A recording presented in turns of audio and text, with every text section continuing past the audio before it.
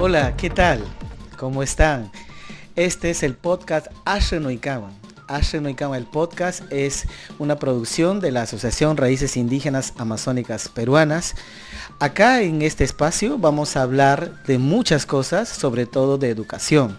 Podemos hablar también de deporte, de música, de arte y sobre todo de las culturas amazónicas. En esta oportunidad vamos a hablar acerca de la educación intercultural bilingüe EIB en la Amazonía peruana. Yo soy Heiser Suárez y bueno, esta tarde, este día tenemos una invitada muy pero muy especial, donde ella nos va a ilustrar acerca de la educación intercultural bilingüe, tanto desde la mirada global, también de la mirada nacional y también de la mirada regional. Ella es educadora internacional, tiene muchísimos años trabajando en la educación, también es parte de este país, Perú, ¿no? Ella ha trabajado muchísimos años acá en el Perú, tiene raíces peruanas, sus hijas, sus hijos, y así que con ella vamos a tener un diálogo bastante interesante, sobre todo amena, acerca de la educación intercultural bilingüe. ¿Quién es ella? Pues ella es Patricia Davis. Ella tiene doctorado y tiene PhD en educación, como les dije, ella es educadora. También fue asesora internacional de proyectos de alfabetización y programas de educación internacional multilingüe, con más de 60 años de experiencia en el campo. Imagínense, ¿no? Tantos años trabajando en la educación. Colaboró en el programa de EIB en el Perú. Ha dirigido cursos universitarios a nivel de maestría, preparando a especialistas para carreras en educación multilingüe. Y ha viajado a más de 18 países instruyendo y asesorando programas de alfabetización y de la educación intercultural bilingüe. Además, es autora y coautora de más de 80 libros y artículos que tratan de enseñar la lengua materna y en su segunda lengua.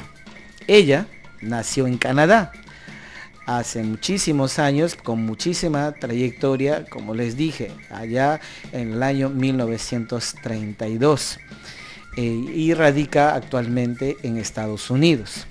Entonces con ella vamos a hablar acerca de este tema tan importante y que sobre todo también está de moda en la formación y en la dirección de cómo mejorar la educación en nuestro país y sobre todo con los pueblos indígenas de la Amazonía peruana específicamente. Entonces damos la bienvenida a la doctora Patricia Davis. A ver, aplauso para ella, aplauso para la doctora Patricia.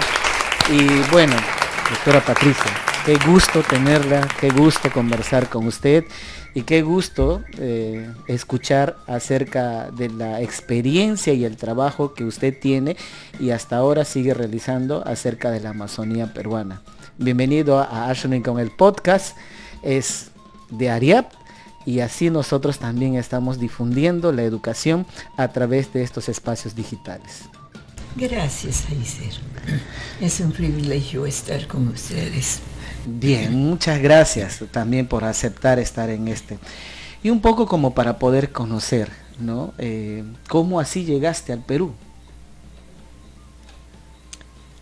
Escuché de la necesidad donde no había alfabetización ninguna y me sentí tan privilegiada y responsable de compartir en lo que podía para ayudar.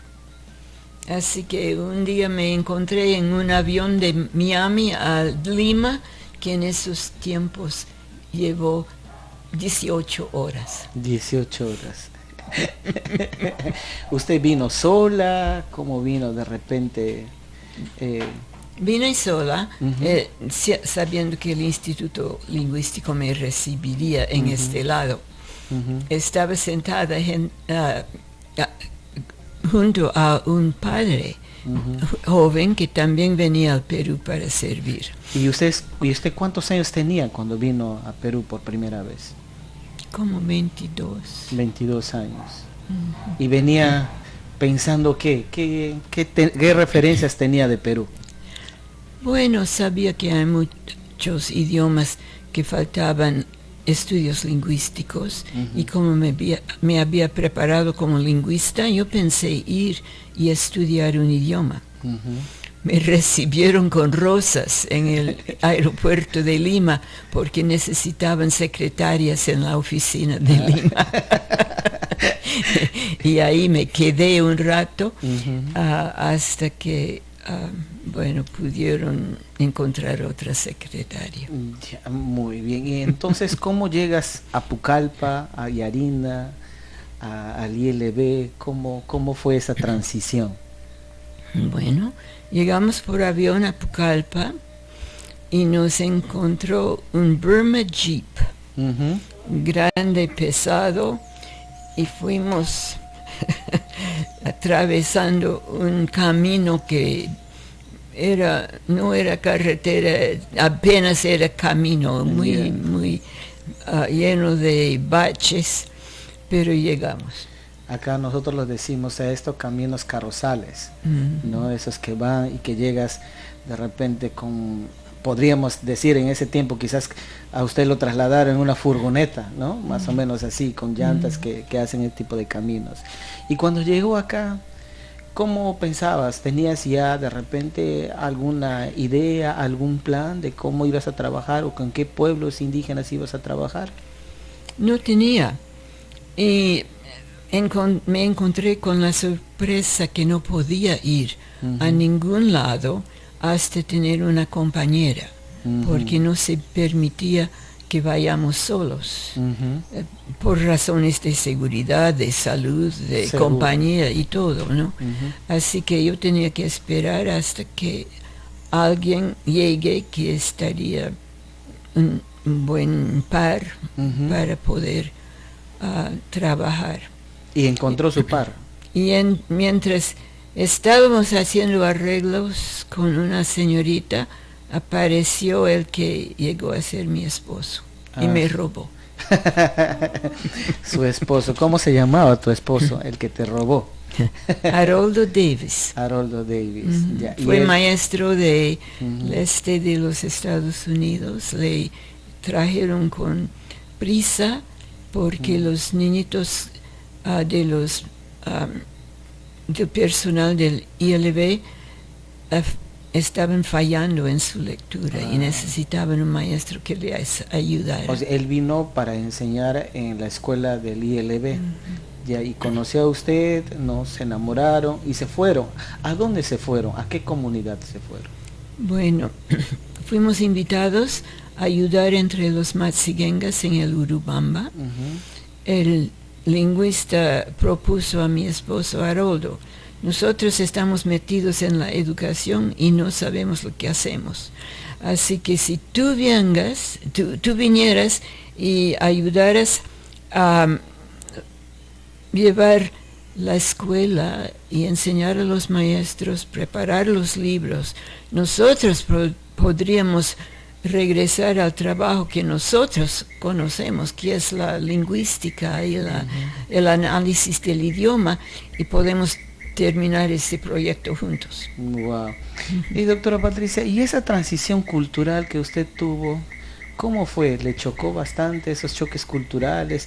Venir de Estados Unidos 18 horas en Lima, quedarse como secretaria, venir acá, esperar a que venga otro clima, otro ambiente, otra situación, y después ir a Machiguenga. ¿Cómo fue ese proceso? Bueno, por supuesto extrañé a mi familia, pero estaba muy contenta en Lima. Me hice amigas, asistí a todos los programas culturales posibles, busqué una tutora para perfeccionar el castellano,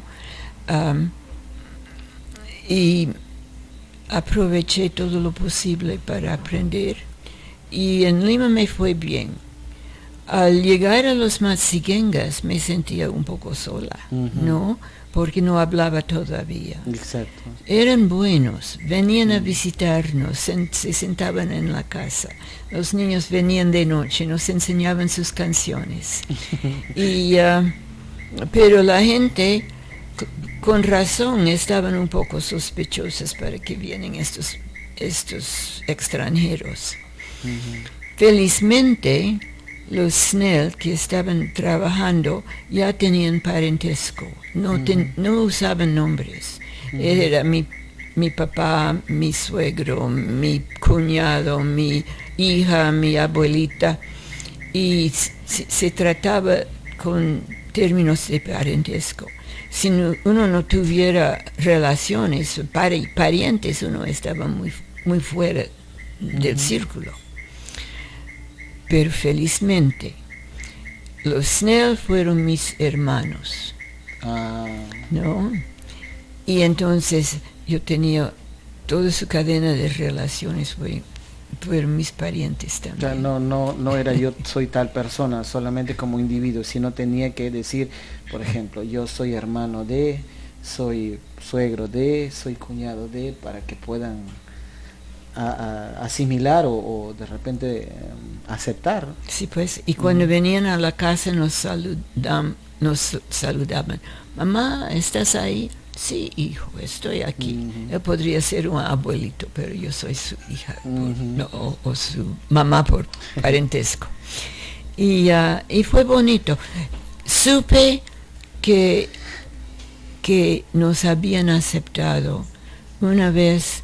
Después de estar cuidando a una chica enferma toda la noche con fiebre alta, yo estaba bañándola, tratando de bajar la fiebre.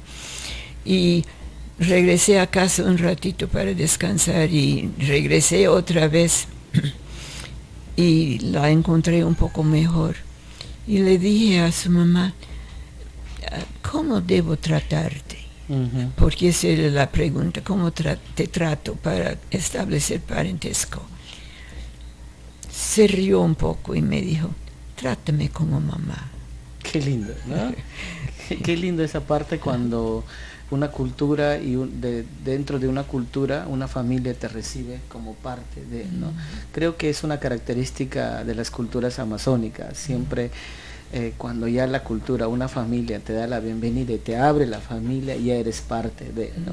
Entonces cuando llegaste entre los Machigengas, ¿cómo se llamaba la comunidad que llegaste? ¿O se llama hasta ahora? Fuimos primero a Camisea, que era aldea Machigenga en esta época. Luego a Shivankoreni, que está un poquitito más río arriba. Poco a poco viajamos hasta el Manú, hasta arriba del Pongo, a Shima y Mantaro Chico. Hemos viajado largo de del río Picha hasta los cerros. Bueno, casi todo el territorio Matsigenga.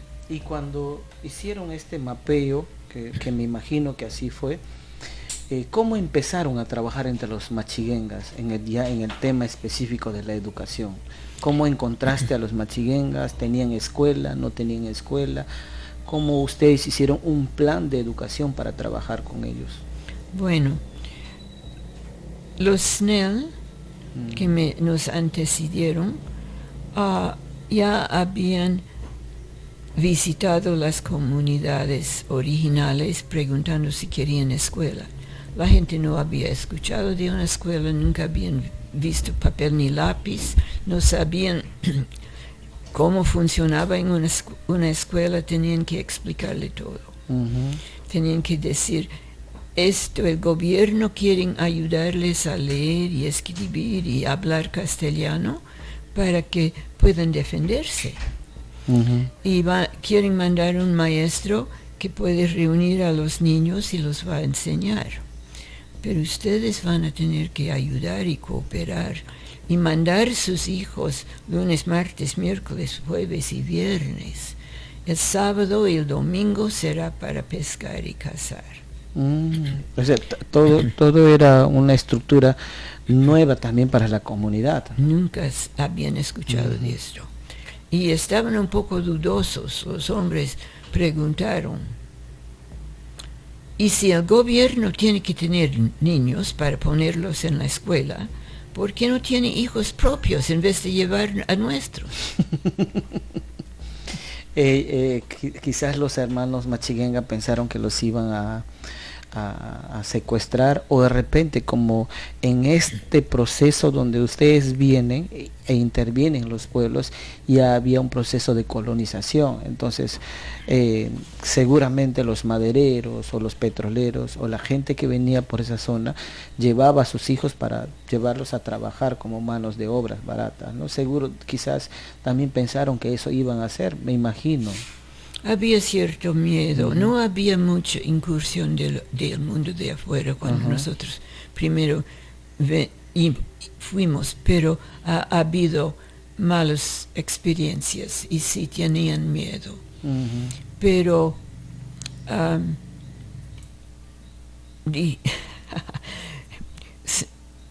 don Walter Snell cuenta que escuchó esta larga exposición de varias horas, ¿no?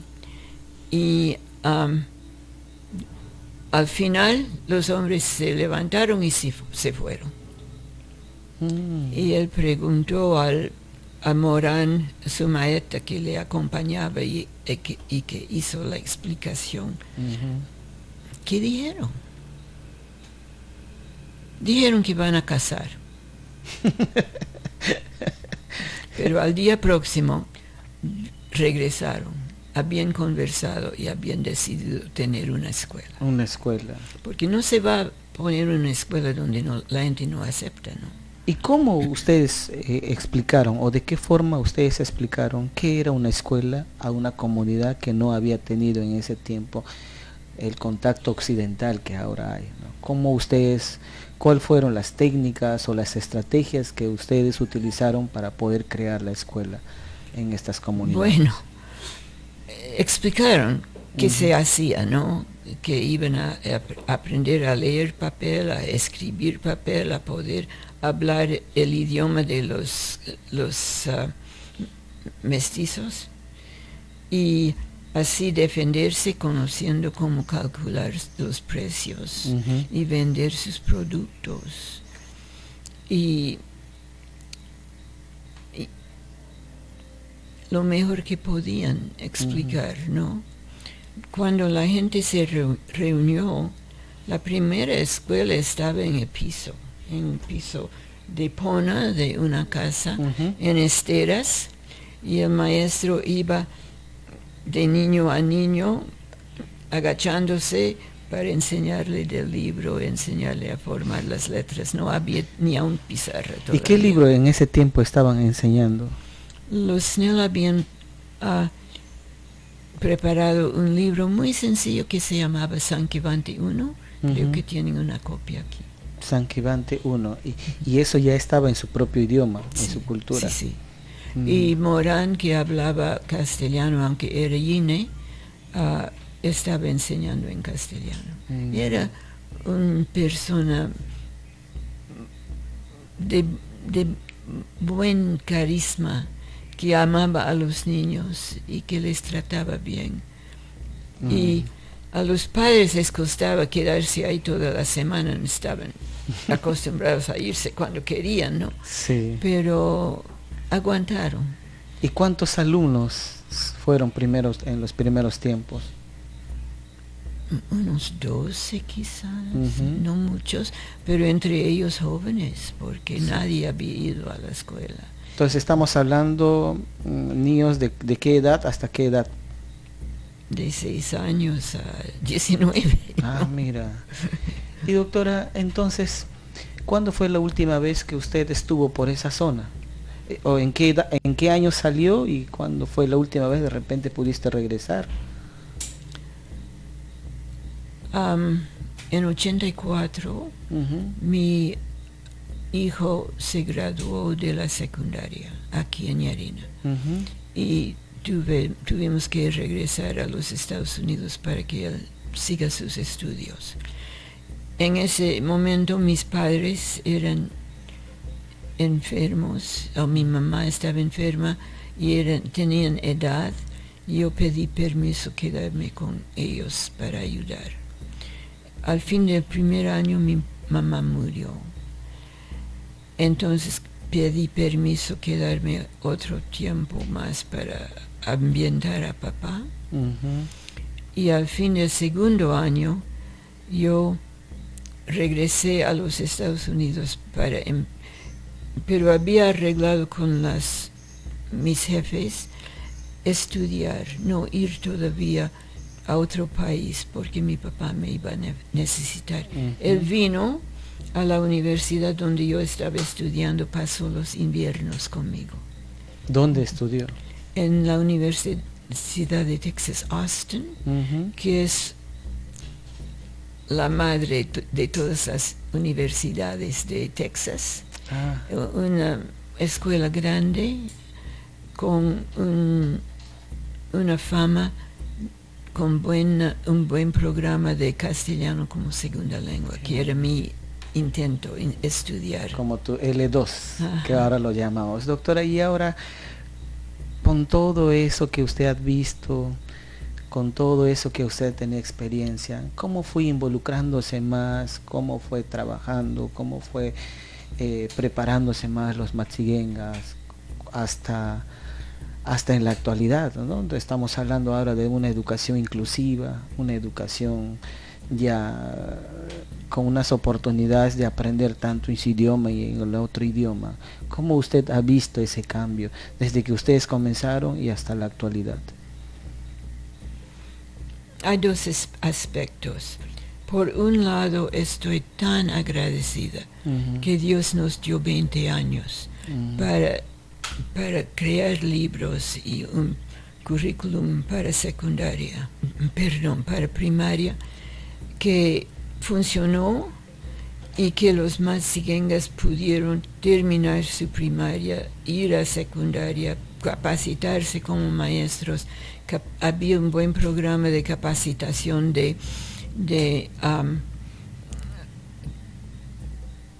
salud, Ujú. promotores de salud, de carpintería, de tiendas, comerciantes pequeños de la comunidad, de un programa, una red de cooperativa en que mandaron sus productos a Pucallpa en una lancha y regresaban con medicinas y machetes y las cosas que la gente necesitaba.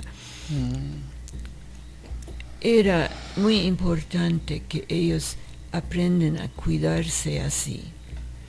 Después vino Sendero y vendieron la lancha porque iba a ser robada. Ujú. Y la cooperativa cayó en malos tiempos cuando el cambio cambió 8,000%. Y lo que compraron en un precio y vendieron en ese precio ya costaba muchísimo más.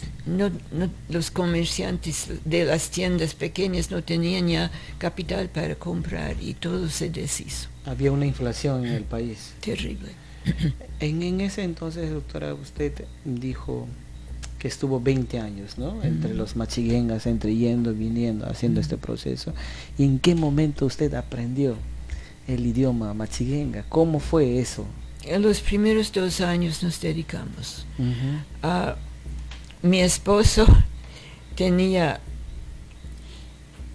cintas magnéticas y los maestros les ayudaron a crear cintas.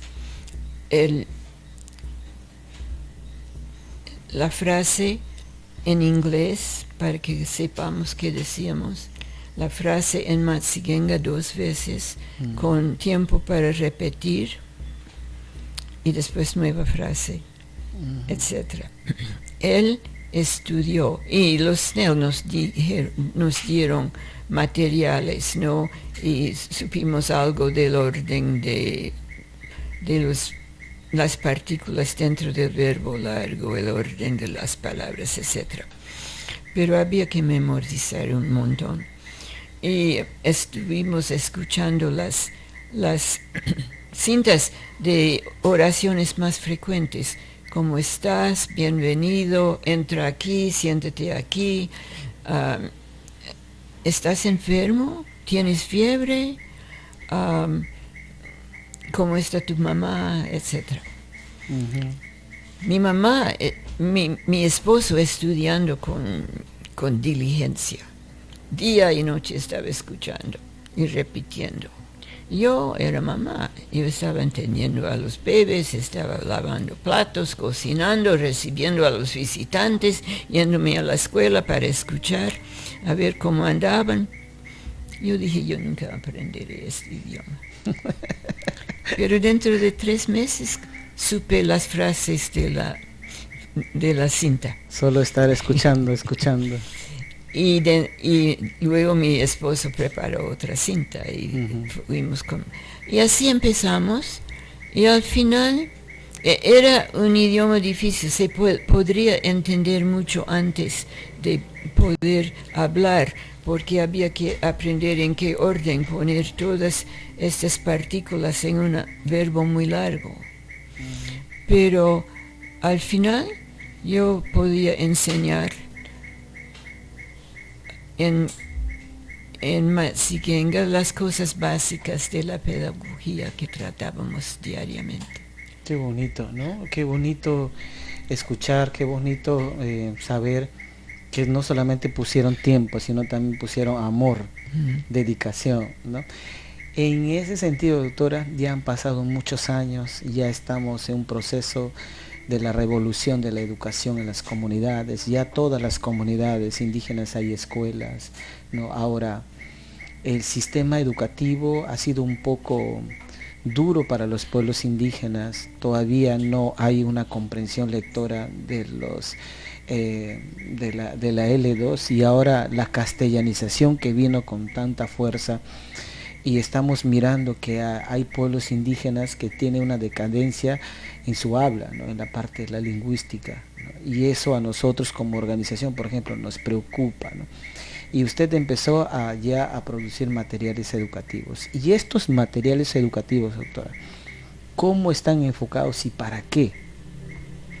Bueno, era lectura para todos los grados en el idioma, era castellano como segunda lengua para todos los grados, había ayuda de matemática para los principiantes y algunos guías de maestro y libros bilingües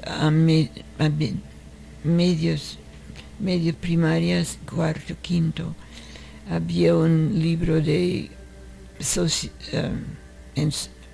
ciencias sociales en castellano simple, había un currículum. Lo que me dio gran pena es que todo se decayó cuando vino la revolución y se declaró obsoleto todos los textos.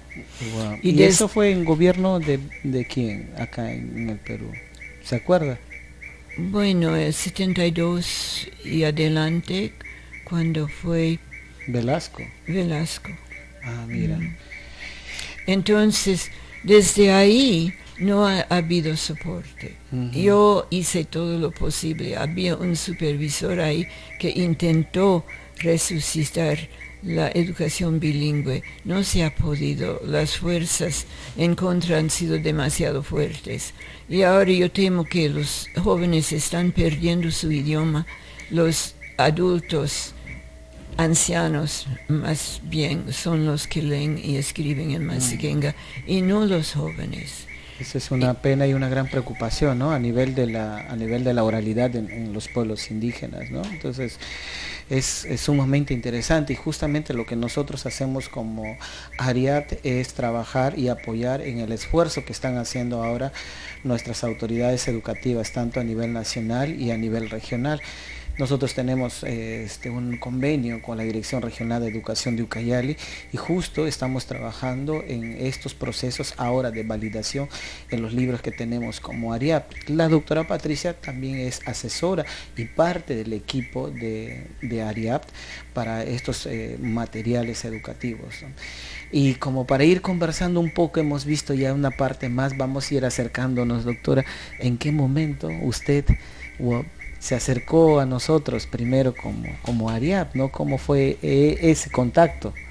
El profesor Gabino Uchín me escribió de la nada, diciendo: señora, necesitamos que usted venga al Perú para ayudarnos a hacer nuevos libros que acepte el Ministerio de Educación, para renovar la lectura y escritura entre nuestros niños. Y yo tuve que pedir a mi jefa permiso y vine con un poco de miedo, sabiendo que ahora reconstruiríamos desde la nada, ¿no? Sí, de toda la infraestructura que había ya no había, y no sabía si podríamos tener éxito. La base ya no había, ¿no? Y eran otras formas, porque también Perú entró en un proceso de normalización, por ejemplo, del alfabeto, que fue algo bastante fuerte y algo que algunos pueblos indígenas no aceptaban, ¿no? Y entonces eso fue también una revolución que hizo el gobierno peruano, pero también trastocó un poco esto de lo que usted dice, ¿no? Lo que habíamos avanzado en la educación. Ahora nuevamente viene y salir de la nada como el ave fénix, ¿no? ¿Cómo hizo eso? ¿Cómo fue esto? Los administradores de ARIAP llamaron a personas que querían aprender a hacer libros. Y había varios shipibos, había Yines, había Sheninga, había Yanisha, había Cacataibo, Awahun. Tuvimos una clase grande, varios años han trabajado. Y Ritma y su papá y su hermano formaron un comité de Yines, ¿no? Y era bonito, trabajaron duro. Teníamos secretarias porque muchos de los autores no sabían prender computadora. Tuvimos que traer secretarias y hemos perdido tantos archivos, hemos tenido calamidades sin fin hasta que se acostumbren, pero trabajaron muy bien. La pena era que después de elaborar un libro y tenerlo todo listo, y lo mandábamos a Lima para aprobar, y quedaron desaprobados año tras año. Y eso también fue bastante dificultoso para nosotros como organización también, porque teníamos que tener la aceptación, ¿no? del Ministerio de Educación, de su mismo formato, a pesar que creo yo en ese tiempo ya se tenía que haber desarrollado varias cosas, ¿no? Pero hubo un conflicto, ¿no? Yo me acuerdo que hubo un conflicto acá en la Amazonía entre el trabajo que había hecho ILB y la nueva corriente educativa que estaba saliendo a través de otros proyectos, a través de la Universidad San Marcos y de proyectos de UNICEF y de la UNESCO, como el proyecto IBAMás, que hizo todo un trabajo en la Amazonía con la creación de esta escuela de formación de profesores bilingües en Iquitos, ¿no? Entonces creo que hubo un cierto tipo de desacuerdos de algunas cosas que hacían, pero fue más para mí, y que yo he estado leyendo varios artículos, fue un poco más de coyunturas políticas educacionales, ¿no? Que no me gusta lo que tú has hecho, sabiendo que está bien, pero creo ahora, en este tiempo, sobre todo cuando hablamos acerca de la integridad de los pueblos, veo un escenario diferente, ¿no? Usted mismo está mirando. Es muy diferente. Ahora que las autoridades entienden, porque también me imagino que usted llevó o vieron este proceso de la estigma, de la discriminación y del racismo que también vivían los pueblos indígenas en esta parte de la educación, ¿no? Entonces, ¿cómo usted fue entendiendo, comprendiendo ahora estar en este escenario donde tenemos el privilegio de sentarnos con la misma directora regional, con la misma directora de la UGEL, o que la misma UNESCO, por ejemplo, nos invite a nosotros como organización a participar en este proceso de educación intercultural? Bueno, uno entiende mejor mirando para atrás que mirando por adelante. Y lo que hicimos es ir preparándonos porque razoné que nadie puede saber si quiere un libro hasta verlo. Nadie puede hacer un libro hasta tener preparación y enseñanza. Así que fuimos preparando a los autores y al personal de ID y de ARIAP para ser buenos diagramadores, tener conocimientos audiovisuales, tener los conocimientos teóricos para hacer los libros. Y con esta preparación la habilidad de hacer un buen trabajo les recomienda a uno, ¿no? Eso es lo que yo pienso. Y estos, por ejemplo, tenemos ahora los libros que vamos a ver más adelante cómo se han ido desarrollando cada uno de estos libros. A ver, producción, si me pueden pasar un libro para poder nosotros ir mostrando estos materiales que ahora ya se han validado, como el libro Baba, ¿no? ¿Qué es este libro? Bonito, libro Baba. Este es el Baba, el Baba de los hipidos que habla, ¿no? Ahora, cuando nosotros hemos elaborado y hemos tratado de visibilizar el trabajo, el contexto del espacio, de escenario de los servidores públicos en educación era un poco fuerte. Todavía había una resistencia, o todavía existe una pequeña resistencia ahora de desarrollar una educación intercultural bilingüe de acorde a los contextos culturales, ¿no? Hemos desarrollado recientemente un taller con varios temas. ¿Cómo vio la reacción? ¿Cómo usted sintió la reciprocidad de los prestadores de servicios que estaban ahí presentes, directores de las UGELs de las 4 provincias que tenemos en Ucayali? Al principio los datos fueron nuevos, un poco sorprendentes, contrario a las costumbres acostumbradas. Así que sorprendentes, un poco difíciles de asimilar. Pero nunca había difundido estos conocimientos antes. Son comunes en otras partes del mundo, pero esta disciplina no se ha enseñado en el Perú. Entonces, por supuesto, estaban sorprendidos, pero con un acúmulo de información de las tendencias mundiales, de las leyes del Perú, de lo que dice el Banco Mundial que aporta y UNESCO que apoya, con información sobre las técnicas que se usan y los materiales que existen, ya llegó a ser un concepto más aceptable. Y yo estoy agradecida por la buena recepción. Eso es interesante porque todo es un proceso también que se ha dado, ¿no? Con los profesores que solamente miraban a los pueblos indígenas como la parte folclórica de una región o de un país, y ahora inmerso a mejorar la educación intercultural y bilingüe, y todos aportando de una u otra manera, y desde la cabeza, ¿no? Desde la Dirección Regional de Educación, que nos ha permitido esto desarrollar. Ahora, cuando se habla, por ejemplo, de una educación desde la mirada global, ¿cómo usted que está afuera, usted que está permanente en capacitación o en permanente información sobre este tema, cómo se ve a nivel global la educación, específicamente en la Amazonía peruana? Lo veo como recién empezando a tomar pasos hacia una educación bilingüe fuerte, pero con mucho optimismo van a poder. Y para que se pueda desarrollarse eso, ¿qué se necesita? Los ingredientes principales son enseñanza en la lengua materna que enfoca la comprensión.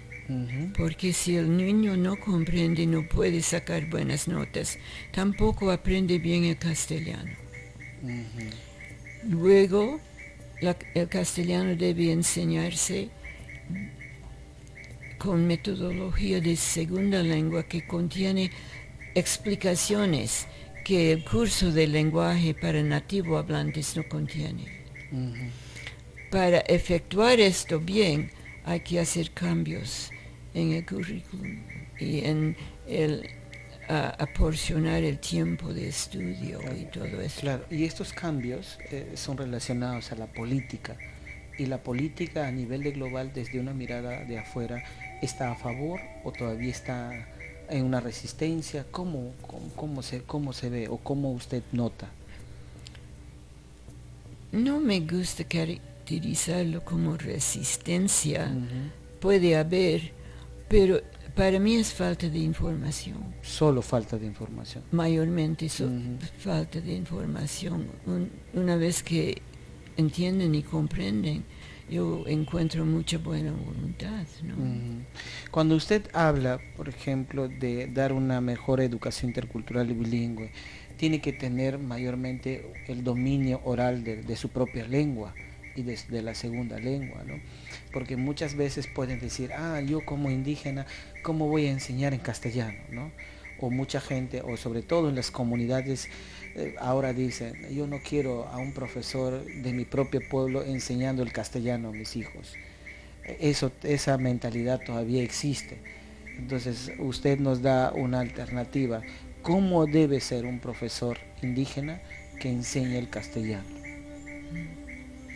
Bueno, este profesor necesita una buena preparación en su instituto de preparación.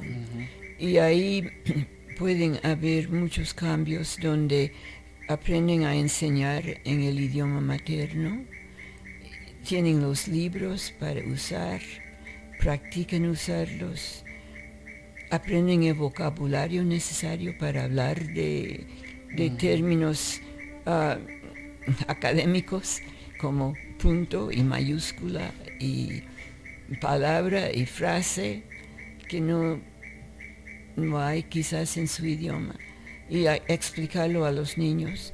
Necesitan una buena preparación en castellano, un curso de castellano para que salgan dominando, ¿no? Claro. Y tengan las herramientas con que enfrentar una clase bilingüe. En ese sentido, entiendo claro que las escuelas de formación pedagógicas bilingües, tanto la universidad, deben darle mejor herramienta, mejor enseñanza a este individuo del pueblo indígena, o la señorita o el joven que viene a formarse como docente, ¿no? Que vaya con estos conocimientos, con estas herramientas. Pero también una preocupación que hasta ahora, por ejemplo, las instituciones educativas formadoras de docentes todavía no entienden o todavía no encajan cómo debe ser el perfil del egreso de un profesor bilingüe, ¿no? O un profesor EIB, porque solamente hasta ahora hemos visto que tanto las instituciones formadoras que tenemos acá solamente están sacando productos de profesores bilingües nada más, ¿no? Que hablen en su lengua o tratan de hablar en su lengua ahora con la castellanización, y que tienen muy poco dominio o deficiencia del castellano. Entonces, ¿cómo? Hay un problema acá, ¿no? Y me gusta usted cuando dice que el panorama de la política está bien, porque se puede ir estructurando, se puede ir diseñando, inclusive que ahora hay espacios, y que la Dirección Regional de Educación, por el Ministerio de Educación, está preguntando a las regiones sobre el nuevo modelo de servicio educativo bilingüe, ¿no? Y yo creo que eso es a favor, porque la política está a favor, ¿no?, de este proceso. Es una increíble ayuda que haya libertad de moldear según las necesidades. Y yo veo entre los jóvenes maestros también mucha buena voluntad, mucho interés. No todos son desinteresados, pero necesitan la información de cómo hacerlo. Y en el mundo global, doctora, usted que mira y ve y analiza lo que está pasando en diferentes países, ¿cómo ves en este proceso la economía en la educación? ¿Cómo los países que aportan, o el Banco Mundial o el Banco Interamericano, cómo están actuando frente a esta situación? Bueno, había un estudio en Guatemala muy interesante en que se verificó que es más barato preparar libros en el idioma y que los niños comprendan sus lecciones, tengan éxito, pasen de un año a otro, terminen su primaria, terminen su secundaria.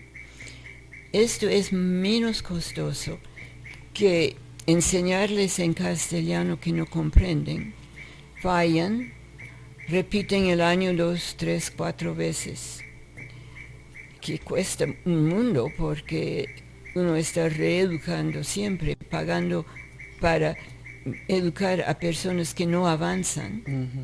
Y esto cuesta más que preparar los libros y ayudarles a tener éxito. Además, este ciudadano que ha salido de la escuela triste, con falta de autoestima porque no ha sabido, no ha podido superar, no tiene buen trabajo, está siempre con impedimentos, obstaculizado en su desarrollo. Y hay un costo humano enorme, pero en dólares o soles siempre es más barato educar bien de una vez, que educar mal repetidas veces. Y entonces todo ese proceso o esta dinámica de enseñar al niño indígena en su segunda lengua, todavía no se ha encontrado la fórmula, me imagino, ¿no? Porque todavía hay esa deficiencia. Tenemos profesores, tenemos nativo hablantes de pueblos indígenas que no son bilingües coordinados, pero que ya han terminado la escuela, pero que ya han terminado el colegio y ya algunos ya son profesionales, pero sigue habiendo esa deficiencia de no hablar bien la segunda lengua. Y les impide toda la vida. Lo que el Banco Mundial dice ahora es que quiere que todos los gobiernos que solicitan fondos tengan un componente de educación bilingüe en su programa. Y eso es lo que van a apoyar. Así que hay apoyo del Banco Mundial, también de UNESCO, para implementar educación bilingüe en todo el mundo. No todos los países todavía agarran la visión, pero está multiplicando en muchos países.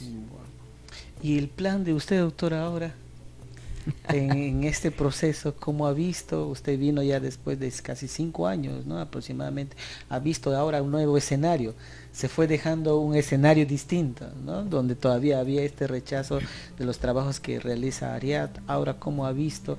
Ha estado también en la capacitación con los especialistas, con los directores de la UGEL, acá de la zona de Yarinacocha, pero también ha estado en Puerto Bermúdez con el pueblo Ashéninca, ¿no? También hubo una bonita reunión con los profesores y algunos dirigentes. ¿Cómo ha visto ahora esto, la aceptación? ¿Necesitan? ¿Cómo se tienen que formar? ¿O cuál sería el plan ahora? Bueno, yo no puedo elaborar el plan, son ustedes y las autoridades que van a llevar esto adelante. Mi evaluación es que se necesitan fortificar los programas de preparación de maestros, de fortificar los talleres de orientación para los maestros en servicio, y que se debe ir mirando donde el currículum o el sistema actual no realmente responde como se necesita a las necesidades de los pueblos rurales que vayan poco a poco cambiando, modificando, hasta tener un sistema que realmente cumple que lo le que ustedes permita. desean. Claro, que le permita desarrollar mejor su L1 y aprender mejor el L2, ¿no? Yo creo que con esta propuesta que está lanzando la Dirección Regional de Educación de Ucayali sobre el nuevo modelo de servicio va a ser interesante, ¿no? Tener esta mirada o ponerlo en esta mirada, una mirada intercultural, ¿no? Desde los contextos culturales. Muy importante. Sí, entonces, y hay mucha esperanza. Estoy sí. tan agradecida a las autoridades que se dan cuenta y se interesen ahora en mejorar la situación. ¿Y qué espera usted, doctora, de aquí a 5 años, 10 años? ¿Cómo usted sueña? Por lo menos de aquí a 10, 15 años quizás no vamos a estar, pero ¿cómo usted sueña si vamos en este proceso, en este ritmo, con esta dinámica de las autoridades? A mí me gustaría personalmente ver terminados los libros de tercer grado para que los niños de las lenguas donde trabaja Ariap tengan una serie de libros completos para enseñar a leer y escribir. Y de ahí seguir con lectura extra, suplemental, para que ganen fluidez en la lectura en el idioma. Me gustaría ver una secundaria que tiene educación bilingüe, y yo quisiera terminar de editar los libros en castellano como segunda lengua que tenemos en proceso, porque se necesitan en las escuelas. Qué bonito. Esto es más de lo que voy a terminar este año. Yo creo que sí vamos a terminar, sí lo vamos a hacer, porque la política educativa está a nuestro favor, también las políticas nacionales, ¿no? También está a nuestro favor, y la política regionales también está a nuestro favor, porque hay normas que también favorecen al trabajo que estamos realizando. Hay ley como la Constitución Política del Perú, hay la ley de lenguas, hay la ley de la educación intercultural y bilingüe, la misma UNESCO lo ratifica, ¿no? Que debemos recibir una educación de calidad y contextualizado en nuestra cultura. Entonces creo que vamos a lograr, y estoy seguro que muy pronto, y ojalá Dios nos permita nuevamente sentarnos a decir misión cumplida, ¿no? Con el trabajo que podemos realizar, porque la educación es una política de Estado, y el Estado tiene toda la responsabilidad y la obligación de atendernos en todos los niveles, tanto inicial, primaria, secundaria y universitario. Somos un país diverso, somos un país multilingüe, multiétnico, y creo que la educación intercultural bilingüe es un derecho que se tiene que dar en nuestro país. Entonces, doctora, muchísimas gracias por este tiempo. No sé si tienes algunas cosas que decir, de repente aprovechando nuestra cámara, algún mensaje, o de repente, ¿qué podrías decir a nuestras autoridades? Muchas gracias por su interés y por apoyar y por escuchar a las llamadas que vienen de los pueblos indígenas. Yo creo que trabajando juntos van a lograr algo muy bonito y muy único, que pueda ser un modelo para el mundo. Para terminar, doctora, con esta conversación tan bonita, vamos a jugar una charada de palabras. Cuando yo te digo una palabra, usted me va a decir qué le recuerda, qué viene en la mente. Y cuando yo digo Perú, ¿qué se le viene a la mente? Oh, mi tierra querida, que es Amazonía. Machiguenga. Oh, mi mamá Machiguenga. Y los amigos ahí que me trajeron flores y yuca y me trataron tan bien. Familia. Mis hijos, por supuesto. Un hijo policía y una hija de muchos talentos. Educación. Libros de lectura que estamos elaborando por años y años. Y para terminar, Ariap. Ariap. una organización con mucha esperanza y futuro que espero que dure para siempre. Gracias. Y por último, doctora, Dios.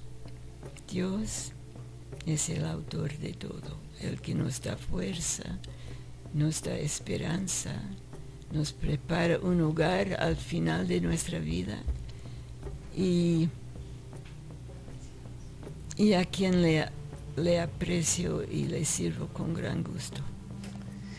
Gracias, doctora, gracias, muchísimas gracias por este tiempo, por esta conversatoria que en realidad ha sido bastante ameno, bastante divertido también, porque hemos ido de emociones bajando, subiendo y bajando, y ha estado con nosotros la doctora Patricia Davis. Ella es asesora internacional de proyectos de alfabetización y programas de educación intercultural multilingüe, ¿no? Con más de 60 años de experiencia en el campo.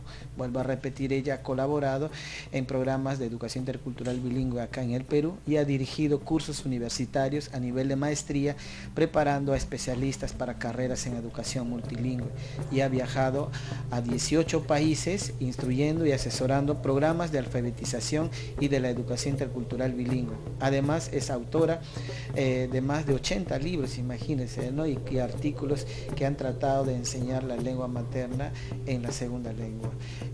Un ejemplo vivo, un ejemplo a seguir, una persona que realmente cuida y lucha por la educación a nivel de las personas y de las culturas, no solamente a nivel de la Amazonía, porque hemos visto que ha trabajado en muchos países, ¿no? y sobre todo tiene su corazón acá en el Perú, en la Amazonía, allá en el con los Machiguenga, en el Pongo, en Camisea, y está su familia, ¿no? Y muchísimas gracias, doctora, ha sido un placer y un gusto, y sobre todo para mí un honor entrevistarte y tener esta pequeña conversatoria. Gracias, César. Gracias a ustedes, gracias a Asociación Raíces Indígenas Amazónicas Peruanas, ARIAP, y gracias a este podcast Ashe no Ikawan, donde nos permite a nosotros conocer a las personas, su trabajo, su trayectoria, y sobre todo permite también colaborar en el fortalecimiento de la educación intercultural bilingüe acá en la Amazonía peruana. Gracias y hasta la próxima.